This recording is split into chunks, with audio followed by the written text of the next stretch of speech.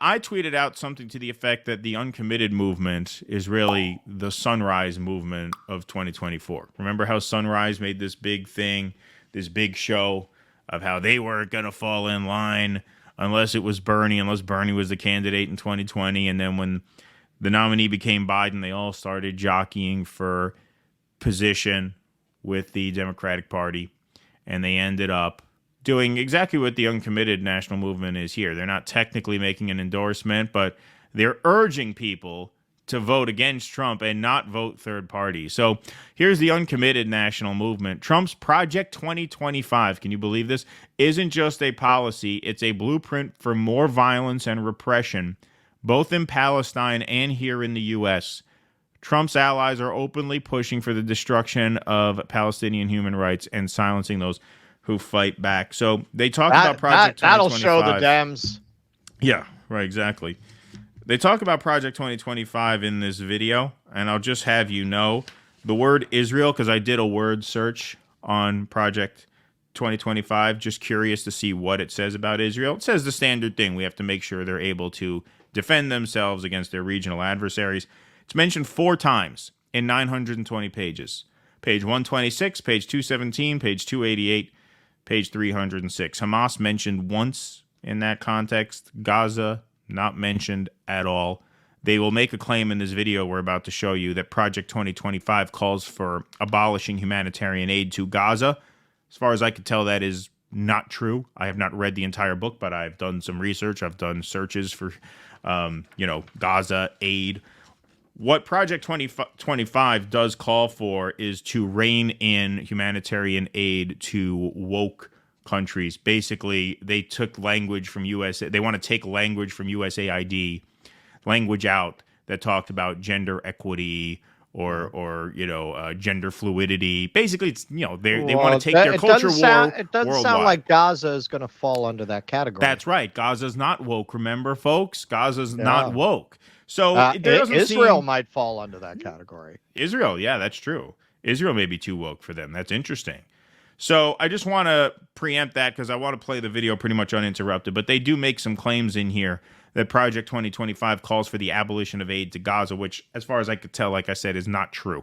I have not read the entire document, but I've searched the key words that would lead me to that passage if it were in fact in there. It is not. Okay, so let's take a look at this video. Major Blue MAGA vibes here. Something clever Project 2025 did was put forth an objectively insane document that is so extensive, it's hard to actually conceptualize individual parts, effectively saturating a very real threat. So today, I wanted to talk about the specific ways Trump and Project 2025 would be disastrous for Palestinian human rights. As a Palestinian American, the current administration's handling of this genocide has been beyond enraging and demoralizing. But the reality is that it can get worse. Nobody wants a Trump presidency more than Netanyahu, because that is his ticket to wiping Palestine off the map. Under Trump, U.S. foreign policy took a sharp turn that prioritized Israel's hardline right-wing agenda. During his administration, Trump moved the U.S. embassy to Jerusalem, recognized Israeli sovereignty over the Golan Heights, and proposed a Middle East plan that effectively dismantled any pathway to Palestinian self-determination. I mean, I'm sorry, I wanted to play the whole thing through. Can you believe this? I mean, can you believe this? Well, Trump moved the embassy to... The protest votes are going to Jill Stein in Michigan. This is a response. You're appealing to the left here. The left understands Trump is pro-Israel. You're trying to litigate who's worse amidst a mass slaughter. Right. Gaza is no more. It's no more. Fox News just aired some video that we were gonna maybe get to today. Doesn't look like we will. The place is no more. It's been erased. It's been erased. This is an extermination. This is an annihilation. You're talking about the Golan Heights in East Jerusalem. Yeah, that's reason to not be under any illusion Trump is going to be pro-Palestine. Granted, what are you doing here? What is the point of this? The point of this is to manufacture consent for Kamala Harris. That's the point of this. That's what the whole Project 2025. Are you kidding? Are you kidding? Project 2025. To think 6 months ago, the Uncommitted movement would be cutting ads about Project fucking 2025 in October. I mean, that's pathetic. That is just fucking pathetic. They follow the same path as the Sunrise Yeah. Movement and Our Revolution, all of these other supposedly outside groups challenging the Democratic Party. And again, as with podcasters in our space who flipped on a dime when Waltz was picked, we don't know who calls them. We don't know who pays them. We're going to get into that on the B side of this. But, you know, with the Young Turks, they got that Katzenberg money, and then they started changing their tune. We'll tell you what happens when we get over 100,000 subscribers, you know, knock on wood. We'll see if somebody tries to arrange a meeting at the bus station behind a locker with a sack full of cash. Right. Yeah. Yeah, no, it really is. It really does make you wonder. But what's coming next under Project 2025 is even more dangerous. This initiative promises to cut all humanitarian aid to Gaza and the West Bank. Okay, once again, I did not find that in the language. What I saw was it basically an exporting of the right-wing culture war as conditioning aid to countries that don't, you know, value, you know, what Western Christian conservatives value. That's what I've seen. Again, can I categorically say it's not in there? No, but I can 99% say that. I searched for it. I looked for it. I did word searches to see where that could have been in there. It's not there. If it were in there, don't you think that would be a story? Don't you think that would have come up like in the tens of thousands of tweets about this issue? Don't you think? And about Project 2025? It's not in there. Well, and also, if you look at this video, they spent some money on this, or somebody did. You know, I mean, I'm not saying it's $1 million production, but she's in a studio there. She's got this was professionally put together. So, how'd they pay for that? How much money they got coming in? But did somebody else pay for it? Again, we'll take a look at that.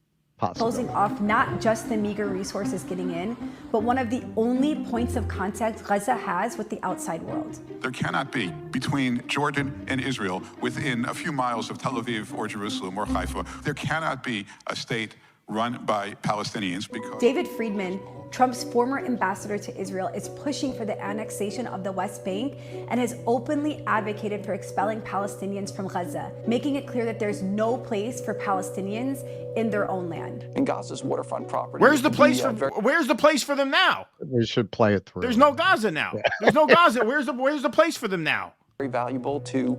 Jared Kushner has echoed these sentiments, suggesting Gaza could be turned into a valuable waterfront property if Palestinians are forcibly relocated, proposing the entire population be moved to the Negev desert, allowing Israel to finish the job. These policies signal a future where Israeli expansion is no longer just tolerated by the US, but it's encouraged. And once back in the White House, he will also keep his promise to help Israel win the current war without worrying about what the rest of the world might think. Trump's top donor, Miriam Edelson, has pledged over $100 million to support his return to office, praising his past actions and pushing for even more aggressive pro-Israel policies. She's made it clear that Trump is viewed by Israel's right wing as a savior figure who will deliver on their most extreme goals, including massively expanding settlements. But the threat doesn't just stop overseas. Here at home, Project 2025 would severely limit activism by revoking legal protection for human rights organizations and criminalizing protests against Israeli policies, undermining our First Amendment and silencing the few voices advocating for Palestinian rights. Who will be elected in November is clear. It's Trump or it's Harris. And we have to orient less towards who is the better candidate and more towards what is the better anti-war approach in building our collective power. It's clear Netanyahu will be doing everything in his power to get Trump elected. And we have to do everything in our power to stop him. Okay, so that's an endorsement of Harris. That's a Harris campaign ad. Like, what does uncommitted mean exactly? Why would you call yourself that? That's false advertising. Can they be sued by the FCC for that? Or, of course. I mean, it's plainly an endorsement of Kamala Harris. We have to stop Trump from winning. It's either Trump or Kamala, and we Like, have what to do you stop mean by Trump. uncommitted? I don't understand. Why are you called uncommitted? You should be called Muslims for Harris. Muslims for Harris, right. Palestinian sellouts for Harris. Western Palestinian PMC sellouts for Kamala Harris. That's what they should be called. This is an ad that would be released by the DNC. Of course. It's playing all the hits. Okay. And look, it's not that this is not true as far as it goes, but you could also intercut that with Harris saying we're going to continue to fund Israel. We're absolutely not going to do an arms embargo.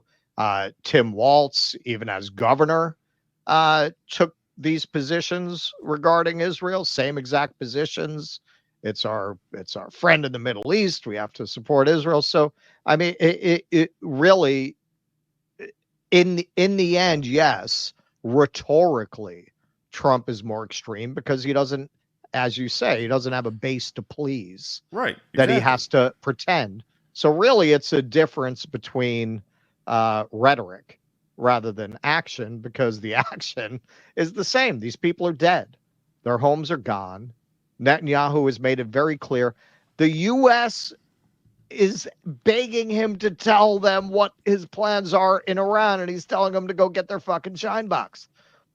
As long as you're going to fund Israel, as long as you're going to equip Israel, which we are, in the end, what's going to happen in Israel is what Netanyahu wants to happen. It doesn't matter who the president is.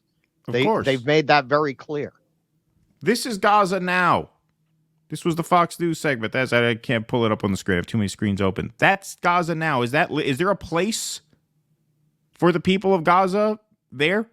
Right. That's a livable place? Right. No. That looks like a nuclear fallout zone. Right. That's what it is right now. Oh, this Trump ambassador says they should be expelled from Gaza. They won't even have a place in their homeland. That's their homeland. That's what Joe Biden and Kamala Harris have turned their homeland into. So what the hell are you talking about? Have some dignity and come out and say, with great reservation, we're endorsing Kamala Harris because we feel Trump would be worse. You'd be a sellout. You'd be a piece of garbage, but you'd be honest. This is almost more effective propaganda for Democrats, the fact that she's doing this without endorsing. This is what sheepdogging is. It's all about convincing people that they can maintain their radicalism while at the same time being co-opted. That's the point. Right? So this wouldn't be as effective because there is a group called Muslims for Harris, who I respect more than the uncommitted people at this point, because at least they're honest about what they're arguing. Yeah, Uncommitted is saying, no, we're not endorsing her, but it's either going to be Harris or Trump, and so we have to stop Trump. I mean, anybody who's not a moron understands that as a de facto process of elimination endorsement of Kamala Harris. A first grader would understand that logic. All of this assumes that we have a functioning democracy where you go and you wrestle with the issues and you lobby and you persuade. We do not. You know, it was just I did the tour of Congress, and of course they have a whole museum portion where you go through the history of Congress, and they actually have a game where you try to get a bill passed. That they should really commercially release that. I don't know if they have awards for funniest game of the year. But you know, it all works the way it's supposed to. Right. You play this game, you persuade members to support your bill, and you get experts to testify. It's such a joke.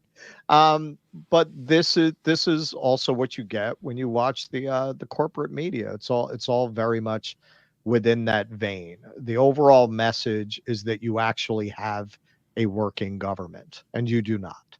The underlying argument is, hey, it's the system's rotten, but it's the best system ever invented, and it's what we have. And if we're outside the tent, we're not going to be able to get anything done, and we have to work with the people who are more sympathetic to our views. And what good is it going to do if our mortal enemy gets elected? It's all that shit, which it's part of the reason it's persuasive is it's easier. It's hard to Right. fight this Right, system. of course. It's hard to fight the establishment. Yep. If you, it is much easier to just get virtue signaling points for claiming to have these principles, but alas, I am forced to compromise by the realities of democracy, right? Then you get to have it both ways. Right. Yep. All right. We want to get the rest of this segment done because, Russell speculated that, hey, just how much influence do moneyed groups and moneyed parties have on organizations like Uncommitted? We know that they have hired a TikTok army. Harry Sisson is one of those people. And apparently they have made efforts to expand and grow that TikTok army. So here is a TikTok influencer named Madeline Pendleton, who has almost 2 million TikTok followers, 1.8 million. And then she has a couple 100,000 followers on Instagram. So when you add those two things up, she's got over 2 million followers on her video social media channels. And here she is saying that the Democrats offered her 15 grand to shill for them on TikTok.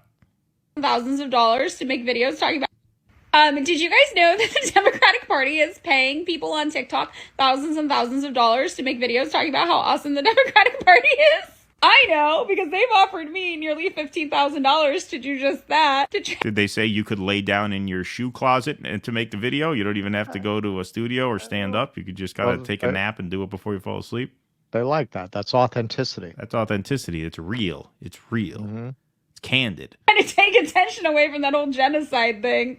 And I also know because I've unfortunately had to follow mutuals who started posting content suspiciously in line with the pitches I received to do just that within around 48 hours of me receiving those pitches. And suspiciously, nobody is disclosing on TikTok that they are getting paid to make videos just like this. So, since nobody wants to tell you the Democrats are paying them thousands of dollars to talk about how awesome the Democrats are, I'm going to tell you, you guys should be aware that when you see videos like that, the Democrats are actively paying people to talk about how awesome the Democrats are. I've received 2 pitches so far to date. I received one that was to make ongoing videos monthly leading up to the election. And I received another one that was to fearmonger specifically about Project 2025 and the Heritage Foundation. If you follow me, if you listen to my podcast, I have 4 hours of content talking about the Heritage Foundation and Project 2025, okay? It's not good. It's all ass. But I resent the way that the Democrats are trying to fearmonger like it's something new and some unique horror you need to be terrified of in order to coerce you into voting for them with bad information. The Heritage Foundation has been asked since it was incepted in the 1970s, and Project 2025 is just the newest name for the Mandate for Leadership, which is their document that comes out every single election cycle and has since 1980, trying to influence Republican politicians on how to vote. And you also should probably know that Heritage Foundation trustees are actively endorsing both Kamala Harris and Donald Trump, and that Barack Obama famously worked with them in the past for policy. Are they conservative? Yes, but they're not exactly super partisan, and that probably also is why Kamala Harris is saying that she will definitely want to seat a Republican in her cabinet. I keep saying, socialists are punching right, and the Democrats are standing there. Why are you standing there?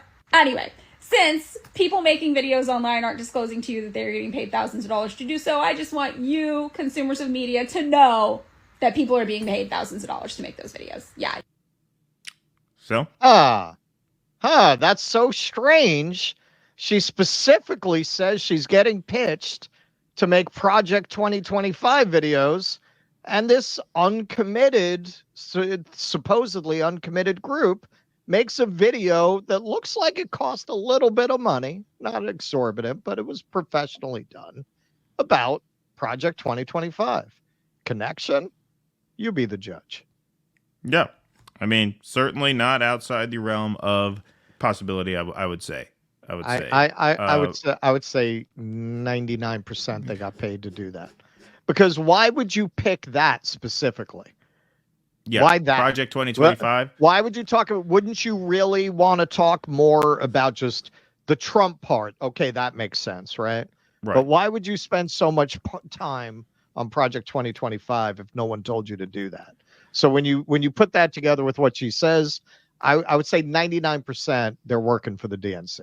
Well, because yeah, I mean, that's a good point. Like, you can make the case against Trump on the Israel-Palestine issue without mentioning Project 2025. Right. Why would you go there? That's kind of like a weird turn, especially given what you uncovered, that's not even accurate. It's not even accurate. So now accurate. you're talking about they're stretching to talk about Project 2025, something that the Democrats have been pounding as a key talking point for as long as this election's been going on.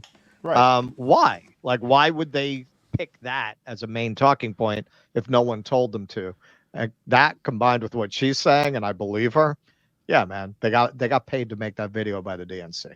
Well, yeah, I mean, that's a DNC. I mean, look, the DNC is they're the organization, and the Democratic Party, the official, Kamala campaign, they're the ones trying to shoehorn Project 2025 into every argument. Right. Like, why would Uncommitted need to go there? They don't have to. And as I've said, at best, they're stretching the truth. At worst, outright lying about the humanitarian aid to Gaza being banned within the documents. Right. So why would they go there unless there was some influence and, some incentive from the Democratic Party? I mean, it stands to reason that there would have to be. Because you could make the argument against Trump on this issue pretty easily without going there. And I'm sure Uncommitted understands that. I'm sure they know that. Right. Yeah, no, they are paid operatives telling you that they're a grassroots political group advocating for Gazans, but they have been bought by the Democratic Party like so many other groups. You look at this, and yeah, man, look at the Sunrise Movement. Look how our revolution evolved. Look what happens with these groups. And we'll tend, when we speculate on things like this, to say, well, they get co-opted by the system, and that's true, but we don't talk enough about these people are getting paid. They're getting paid. Right. Yep. I mean, I think that makes total sense. I think it makes total sense, especially just given the lack of logic in including Project 2025 in that video. Doesn't make any sense that would happen organically. Please clap.